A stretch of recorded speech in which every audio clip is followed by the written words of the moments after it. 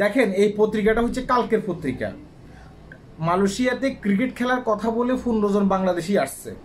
হ্যাঁ, তারা বলতেছে যে আমরা ক্রিকেট প্লেয়ার, আমরা মালয়েশিয়াতে একটা টুর্নামেন্ট খেলবো, এই কথা বলে তারা মালয়েশিয়াতে ঢুকছে।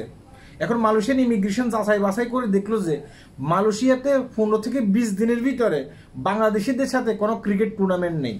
অর্থাৎ তারা ধরে নিয়েছে যে এই লোকগুলা হচ্ছে মালয়েশিয়াতে আপনার টুরিস্টের মাধ্যমে ঢুকতে আছে শুধুমাত্র কাজ করার জন্য। তার আগে ধরা পড়ছে আপনার 95 জন। এই যে আপনারা যে বাংলাদেশে দালালদের কথা বলতেছি, আপনারা যে বাংলাদেশে সহজ সরল মানুষগুলাকে বোগা সোগা দিয়ে মালয়েশিয়াতে ঢুকানোর চেষ্টা করতেছেন। তোমরা টুরিস্টের মাধ্যমে মালয়েশিয়াতে যাওয়ার পরে তোমাদেরকে ভিসা করে দেব, আমাদের আব্বাদের আছে, দোকান আছে, আমাদের আব্বাদের কোম্পানি আছে, সেসব কোম্পানিতে তোমাদেরকে ঢুকিয়ে দেব। হ্যাঁ, এই লোকগুলো কাজ কোথায় পায়? যারা ইতিমধ্যে টুরিস্টের মাধ্যমে মালয়েশিয়াতে ঢুকে গেছেন, এসব লোকগুলোও কাজ পাইতেছে না। এরা কাজ পাইবে কোথা থেকে?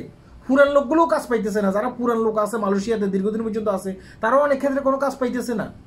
আর মালয়েশিয়াতে প্রতিনিয়ত সিলুনি অভিযান চলতেছে। তাহলে যে টুরিস্টের মাধ্যমে যে লোকগুলোকে ঢুকানো হচ্ছে, তাদের কাছ থেকে টাকা নিয়ে নেওয়া হচ্ছে, এই লোকগুলো তো কষ্ট পাবে। এই লোকগুলোকে এই দালালদেরকে বদদোয়া দিবে না? বদদোয়া তো দিবে না। এই দালালেরা কি এগুলো বুঝে না? কত মানুষগুলোকে মানে মানুষের কষ্ট দিতেছে। এই যে 15 জন ব্যক্তিকে যে এখন নিয়ে আইছে, হ্যাঁ, টুরিস্টের মাধ্যমে আপনার এই যে ক্রিকেট যারা খেলে তাদের পোশাক পরাইয়া, এরা কিন্তু এখন জেলখানায় আছে।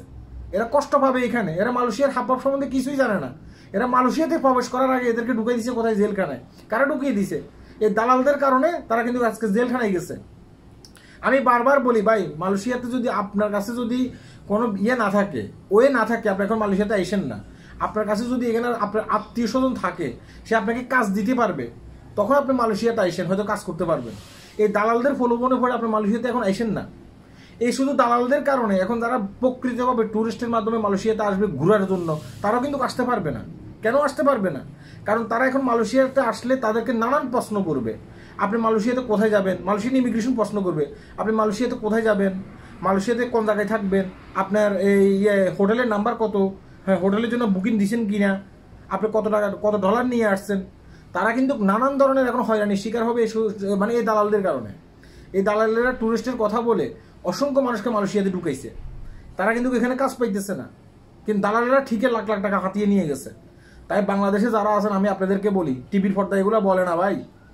হ্যাঁ, আমি আপনাদেরকে বলি, আপনি টুরিস্টের মাধ্যমে এখন মালয়েশিয়াতে ঢুকবেন না। মালয়েশিয়াতে যখন ভিসা চালু হবে তখন আপনি মালয়েশিয়াতে ঢুকবেন। কারণ মালয়েশিয়াতে যখন ভিসা চালু হবে তখন আমরা সকলে জানবো। গভর্নমেন্টের মাধ্যমে আপনাকে জানানো হবে মালয়েশিয়াতে ভিসা চালু হয়েছে। তখন আপনি যে কাজ জানেন সে কাজ অনুসারে আপনি আসতে পারবেন। এখন আপনি এখানে আসার পরে আপনাকে তারা ভিসা করে দিতে পারবে না। যদি আপনি ঢুকেনও, আপনাকে ভিসা করে দিতে পারবে না। আপনি 3 থেকে 4 মাস আপনার যে ভিসার মেয়াদ আছে না, মেয়াদ শেষ হয়ে যাওয়ার পরে আপনি কিন্তু বেকার হয়ে যাবেন। আর তখন আপনি অবৈধ। আর মালয়েশিয়াতে প্রতিনিয়ত এখন মালয়েশিয়ান যে ইমিগ্রেশন আছে তারা সিলুনি অভিযান চালাইতেছে। আপনি যদি ধরা পড়েন তাহলে যে 3 লাখ টাকা 4 লাখ টাকা দিয়ে আছেন, এইটাও লস। বিনা কারণে 6-7 মাস জেল খাটবেন। আর মালয়েশিয়ার জেল যে কত কষ্ট, এটা এশিয়া মহাদেশের ভিতরে সবাই জানে, যারা একবার মালয়েশিয়ার জেল খেটে গেছে। হ্যাঁ, তাহলে বিনা কারণে জেল খেটে আপনাকে দেশে চলে যেতে হবে। ডেনা করে এভাবে আইসেন না, দালালদের কথা শোনে। বুঝতে পেরেছেন? আমার মতো করে কেউ বলবে না ভাই, যেটা সত্য সেটা বলতেছি। হ্যাঁ, আল্লাহ হাফেজ।